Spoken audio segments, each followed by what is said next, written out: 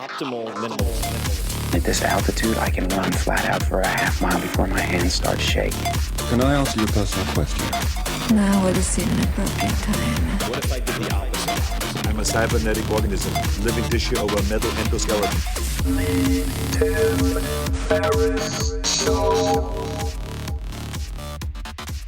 This episode is brought to you by AG1, the daily foundational nutritional supplement that supports whole body health. I do get asked a lot what I would take if I could only take one supplement. And the true answer is invariably AG1. It simply covers a ton of bases. I usually drink it in the mornings and frequently take their travel packs with me on the road. So what is AG1? AG1 is a science-driven formulation of vitamins, probiotics, and whole food sourced nutrients. In a single scoop, AG1 gives you support for the brain, gut, and immune system. So take ownership of your health and try AG1 today. You will get a free 1-year supply of vitamin D and 5 free AG1 travel packs with your first subscription purchase. So learn more, check it out. Go to drinkag1.com/Tim. That's drinkag1, the number 1, drinkag1.com/Tim. Last time, drinkag1.com/Tim. Check it out. Hello, boys and girls. This is Tim Ferriss, and welcome to another episode of The Tim Ferriss Show. I am so excited for this episode. You have no idea, but I'll try to give you an idea. It's full of announcements, full of cool projects that I've been working on for a very long time.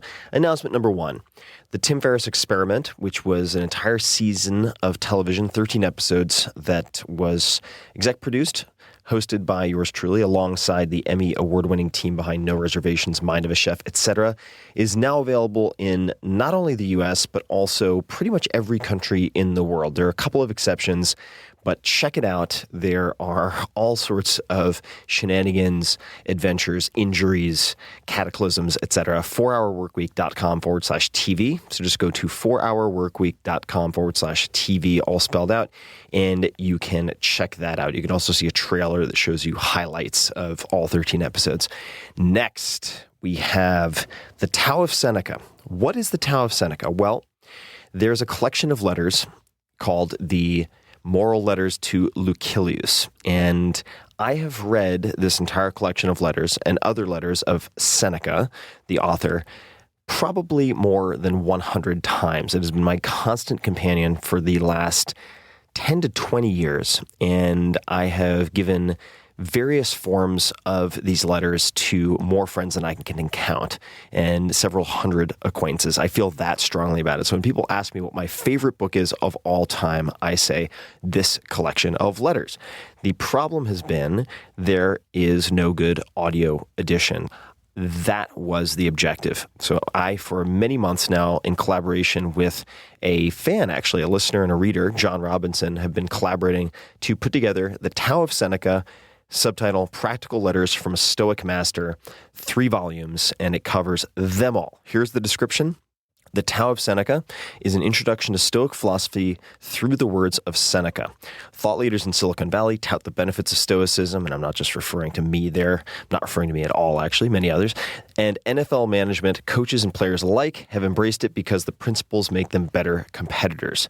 Stoicism is a no-nonsense philosophical system designed to produce dramatic, real-world effects. Think of it as an ideal operating system for thriving in high-stress environments. This is your guide. And you can find this on Audible, audible.com/Tim's Books. That'll take you to my book club where I acquire audio rights and produce books that have had a huge impact on my life. This is at the top of the list. Tao of Seneca, number 1, most impactful collection of writing on my life, period. So please check it out, audible.com/Tim's Books. And there's a sample in this episode. That is what this episode consists of. Letter 13 specifically, on groundless fears. It is a 12-minute letter. I think you'll enjoy it greatly. Give it a few minutes, get warmed up. Seneca sometimes has a bit of a preamble at the beginning of his letters. And I'll also give you the preface to the book that I put together, which will give you a lot more context. But on this letter specifically, on groundless fears, give it a couple of minutes.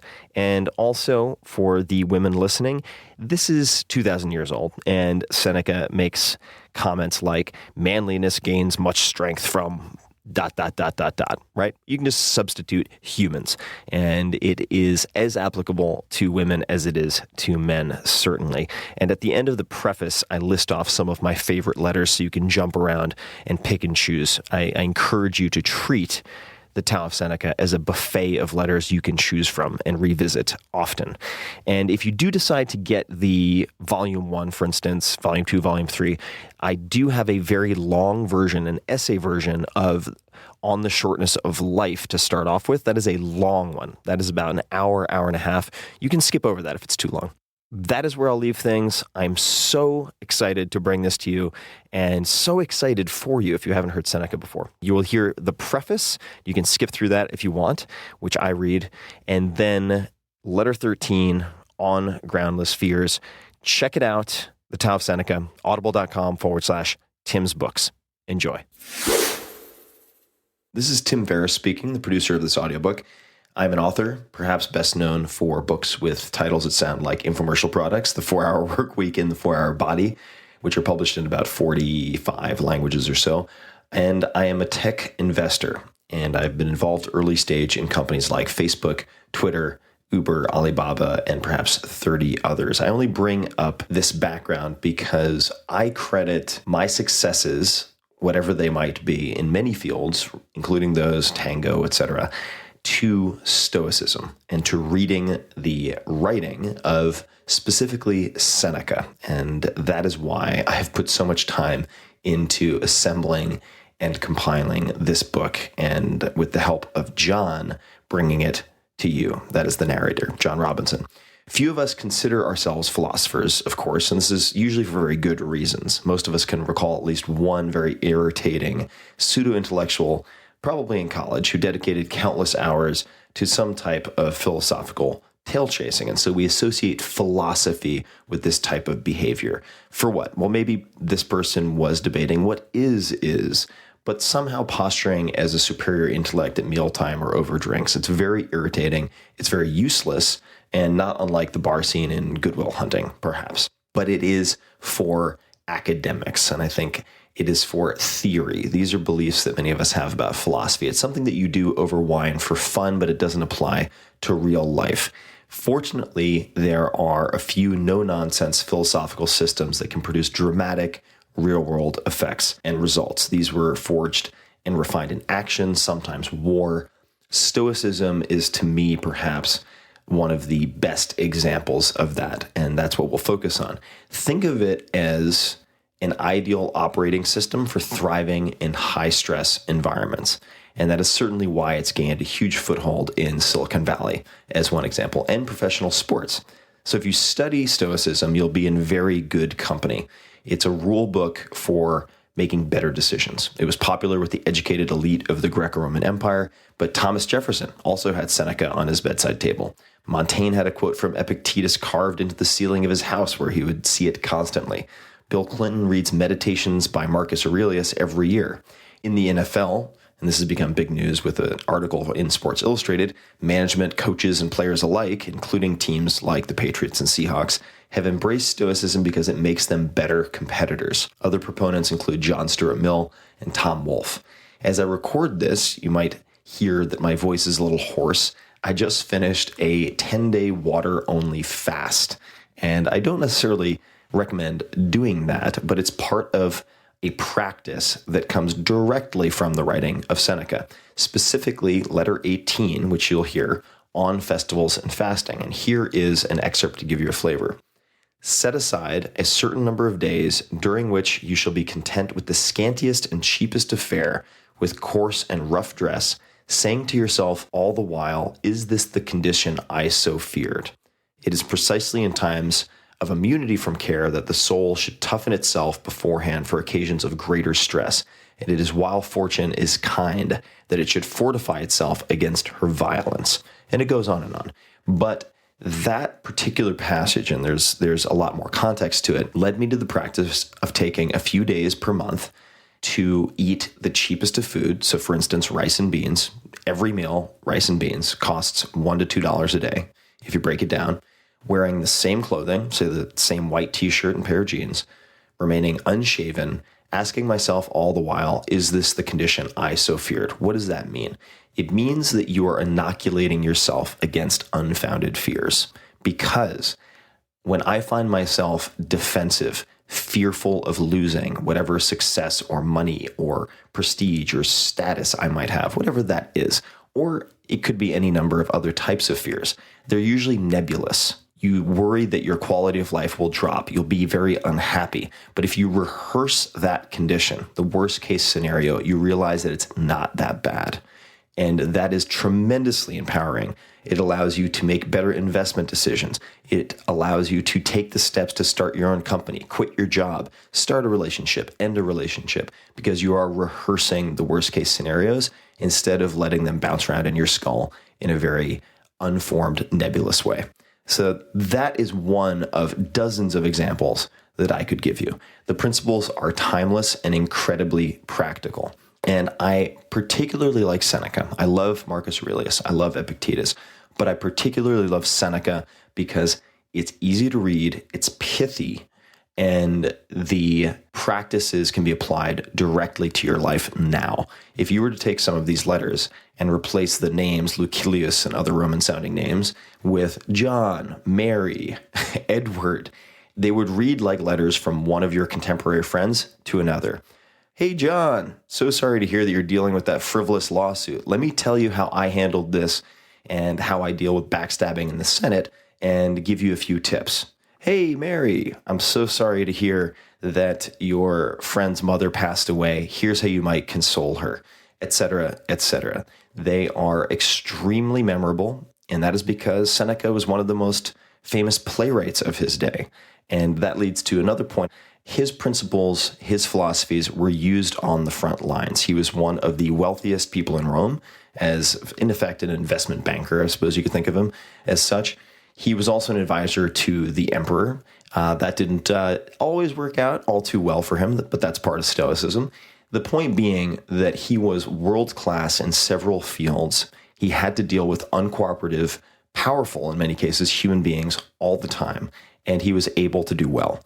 And I think that's what separates the philosophers, so to speak, who actually can put rubber to the road and make things happen, and philosophologists, as many other people have said, those people who speculate, the armchair quarterbacks. Seneca was not one of these people. He was getting his hands dirty and doing big things. And the way that I suggest you approach this, and this is certainly the way I have approached it, and many people have, is making Seneca part of your daily practice. And the way that you do that is set aside 10 to 15 minutes a day. For me, it is often walking to get my morning cup of coffee, and I will listen to one letter a day. And this is highly therapeutic. It is highly effective as a habit if you want to be more successful in any area, personal or professional. Stoic principles are often practiced in rehabilitation clinics, for instance, with alcoholics so they don't succumb to impulses. In the most practical sense, I suppose, it does share a lot in common with cognitive behavioral therapy. In a sense, you could think of it as putting the first portion of the serenity prayer into action, which reads, there are many translations, of course, as, God grant me the serenity to accept the things I cannot change, the courage to change the things I can, and the wisdom to know the difference. Stoicism is the training ground for putting this into action. So you have to digest it, just like good nutrition, a little bit every day, put in the time. One letter, 5 to 15 minutes. It might have been born on the porch of Zeno, but it can be used everywhere in the concrete jungle. And I'll recommend a few letters to start with. If you want to bounce around, I suggest you listen to all of them. They will apply to you in your life at different points. 3 of my favorites are 13, 18, and 27. So letter 13 on groundless fears, letter 18 on festivals and fasting, letter 27 on the good which abides, which is also hilarious. John Robinson, his favorites do not overlap. They will be very personal. But if you want a few recommendations to start with, start at the beginning of this audiobook, Volume 1, because it features On the Shortness of Life, which I read and listen to at least once a quarter, usually once a month, and then letters 13, 18, and 27. And I have to, before I part, give a heartfelt thanks to John Robinson. John Robinson, I found on the internet. I was searching for an audiobook of Seneca's letters and essays, and I couldn't find it. And then one day, John Robinson's website pops up. It turns out he's a fan of mine, and the 4-Hour Workweek heard me talking about Seneca in many different interviews, tried to find an audiobook, also couldn't, decided to make it himself, and put together, I think it was 10 to 30 draft essays. I downloaded them when I was in Costa Rica and needed some recalibration. I needed to address some unfounded fears of my own. And I was blown away. Whatever voice I had in my head for Seneca, it was John. It was perfect. And I reached out to him. We started to collaborate. We put this entire thing together, and he has just been a superstar. So thank you very much, John. And thank you to all of you for listening. I'm so excited and envious of you in a way if you've never heard or been exposed to Seneca before. And as he would say, take care. Letter 13. On Groundless Fears. I know that you have plenty of spirit, for even before you began to equip yourself with maxims which were wholesome and potent to overcome obstacles, you were taking pride in your contest with fortune. And this is all the more true now that you have grappled with fortune and tested your powers. For our powers can never inspire in us implicit faith in ourselves, except when many difficulties have confronted us on this side and on that, and have occasionally even come to close quarters with us. It is only in this way that the true spirit can be tested, the spirit that will never consent to come under the jurisdiction of things external to ourselves. This is the touchstone of such a spirit. No prize-fighter can go with high spirits into the strife if he has never been beaten black and blue. The only contestant who can confidently enter the lists is the man who has seen his own blood, who has felt his teeth rattled beneath his opponent's fist, who has been tripped and felt the full force of his adversary's charge, who has been downed in body, but not in spirit, one who, as often as he falls, rises again with greater defiance than ever. So then, to keep up my figure, fortune has often, in the past, got the upper hand of you, and yet you have not surrendered, but have leaped up and stood your ground still more eagerly. For manliness gains much strength by being challenged. Nevertheless, if you approve, allow me to offer some additional safeguards by which you may fortify yourself. There are more things, Lucilius, likely to frighten us than there are to crush us. We suffer more often in imagination than in reality. I am not speaking with you in the Stoic strain, but in my milder style. For it is our Stoic fashion to speak of all those things which provoke cries and groans as unimportant and beneath notice. But you and I must drop such great-sounding words, although heaven knows they are true enough. What I advise you to do is not to be unhappy before the crisis comes, since it may be that the dangers before which you paled as if they were threatening you will never come upon you. They certainly have not yet come. Accordingly, some things torment us more than they ought. Some torment us before they ought, and some torment us when they ought not to torment us at all. We are in the habit of exaggerating, or imagining, or anticipating sorrow. The first of these three faults may be postponed for the present, because the subject is under discussion and the case is still in court, so to speak. That which I should call trifling, you will maintain to be most serious. For of course I know that some men laugh while being flogged, and that others wince at a box on the ear. We shall consider later whether these evils derive their power from their own strength or from our own weakness. Do me the favor, when men surround you and try to talk you into believing that you are unhappy, to consider not what you hear, but what you yourself feel, and to take counsel with your feelings and question yourself independently, because you know your own affairs better than anyone else does. Ask, Is there any reason why these persons should condole with me? Why should they be worried or even fear some infection from me, as if troubles could be transmitted? Is there any evil involved, or is it a matter merely of ill report, rather than an evil? Put the question voluntarily to yourself. Am I tormented without sufficient reason? Am I morose, and do I convert what is not an evil into what is an evil? You may retort with the question, how am I to know whether my sufferings are real or imaginary? Here is the rule for such matters. We are tormented either by things present, or by things to come, or by both.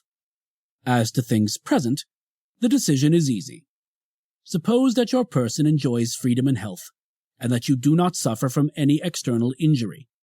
As to what may happen to it in the future, we shall see later on. Today, there is nothing wrong with it. But, you say, something will happen to it. First of all, consider whether your proofs of future trouble are sure. For it is more often the case that we are troubled by our apprehensions, and that we are mocked by that mocker rumor, which is wont to settle wars, but much more often settles individuals. Yes, my dear Lucilius, we agree too quickly with what people say. We do not put to the test those things which cause our fear. We do not examine into them. We blench and retreat, just like soldiers who are forced to abandon their camp because of a dust cloud raised by stampeding cattle, or are thrown into a panic by the spreading of some unauthenticated rumor. And somehow or other, it is the idle report that disturbs us most. For truth has its own definite boundaries, but that which arises from uncertainty is delivered over to guesswork and the irresponsible license of a frightened mind. That is why no fear is so ruinous and so uncontrollable as panic fear. For other fears are groundless, but this fear is witless. Let us then look carefully into the matter. It is likely that some troubles will befall us, but it is not a present fact. How often has the unexpected happened? How often has the expected never come to pass? And even though it is ordained to be, what does it avail to run out to meet your suffering? You will suffer soon enough when it arrives. So look forward meanwhile to better things. What shall you gain by doing this? Time. There will be many happenings meanwhile which will serve to postpone, or end, or pass on to another person the trials which are near or even in your very presence. A fire has opened the way to flight. Men have been let down softly by a catastrophe. Sometimes the sword has been checked even at the victim's throat. Men have survived their own executioners. Even bad fortune is fickle. Perhaps it will come, perhaps not. In the meantime, it is not. So look forward to better things. The mind at times fashions for itself false shapes of evil when there are no signs that point to any evil.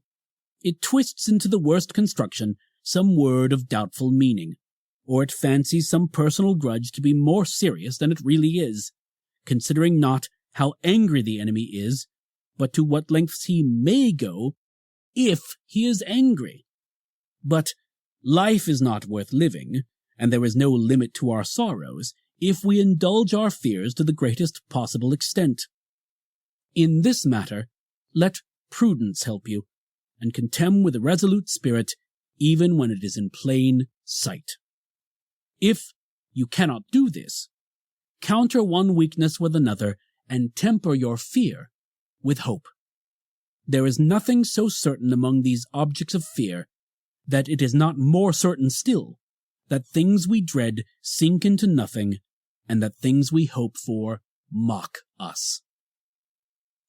Accordingly, weigh carefully your hopes as well as your fears, and whenever all the elements are in doubt, decide in your own favor. Believe what you prefer. and if fear wins a majority of the votes, incline in the other direction anyhow, and cease to harass your soul, reflecting continually that most mortals, even when no troubles are actually at hand, or are certainly to be expected in the future, become excited and disquieted. No one calls a halt on himself when he begins to be urged ahead, nor does he regulate his alarm according to the truth. No one says, "The author of the story is a fool," and he who has believed it is a fool, as well as he who fabricated it. We let ourselves drift with every breeze. We are frightened at uncertainties, just as if they were certain. We observe no moderation. The slightest thing turns the scales and throws us forthwith into a panic.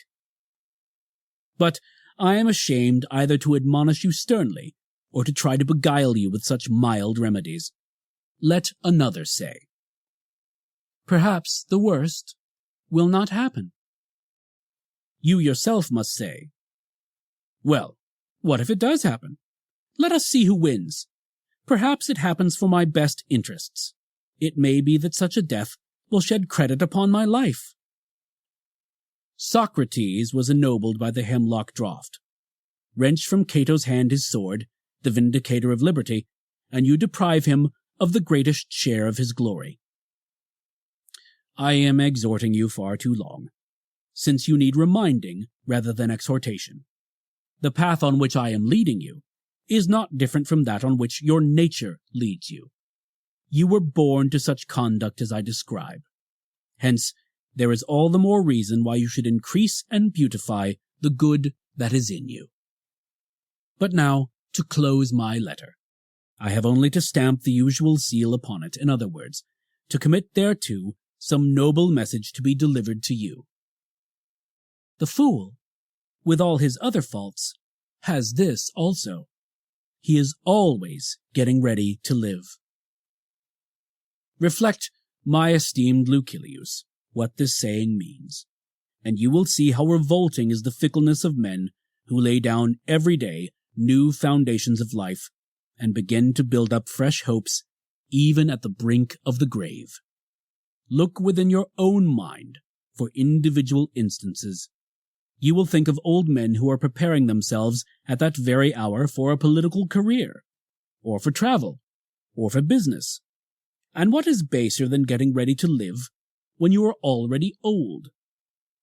I should not name the author of this motto, except that it is somewhat unknown to fame, and it is not one of those popular sayings of Epicurus which I have allowed myself to praise and to appropriate. Farewell. Hey guys, this is Tim again. Just a few more things before you take off. Number one, this is 5 Bullet Friday. Do you want to get a short email from me? Would you enjoy getting a short email from me every Friday that provides a little morsel of fun before the weekend? And 5 Bullet Friday is a very short email where I share the coolest things I've found or that I've been pondering over the week. That could include favorite new albums that I've discovered. It could include gizmos and gadgets and all sorts of weird shit that I've somehow dug up in the world of the esoteric as I do. It could include favorite articles that I've read and that I've shared with my close friends, for instance. And it's very short. It's just a little tiny bite of goodness before you head off for the weekend. So if you want to receive that, check it out. Just go to 4hourworkweek.com. That's 4hourworkweek.com, all spelled out, and just drop in your email and you will get the very next one. And if you sign up, I hope you enjoy it.